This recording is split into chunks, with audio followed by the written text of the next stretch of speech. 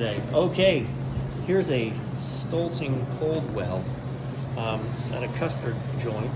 So they put Custard in and this freezes, and it's not freezing. So it was off when I got here. I fired it up. This is power on. This is the Custard setting.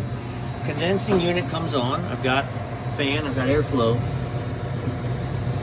I don't feel like I have compression because I don't have a warm discharge line.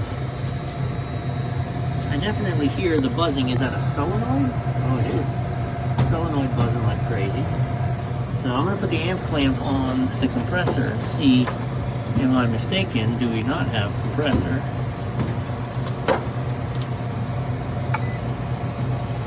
Oh, so I am mistaken.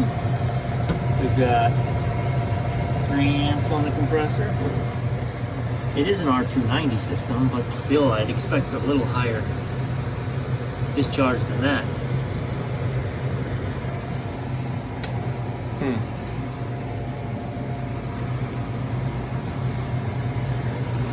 trying to feel our suction line. It's definitely not cold at all. Okay, after talking to Stoelting, I'm not going to pretend to understand all of it, but what had happened was there is 2 systems, right? There's a liquid line and a suction line solenoid, and there's 2 separate temperature probes, one for the 3 well and one for the single well. And what happens at times is one well will satisfy and close its solenoid and trap more refrigerant in the closed system and not have it available to the other side, and the other side will just starve.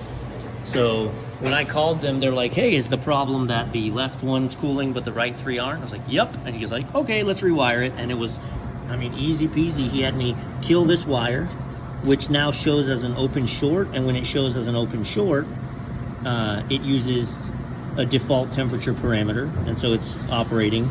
And then we moved this solenoid to be in line with the other solenoid energizing, so the system either all cools or all satisfies. It doesn't do this partial half and half thing anymore.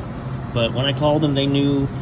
I just told them the model number, serial number, and they knew what I was calling about. So kudos to Stoelting for at least knowing what the problem was, and they said they've remedied it on future units. But anyway, there, now we just wait for it all to freeze.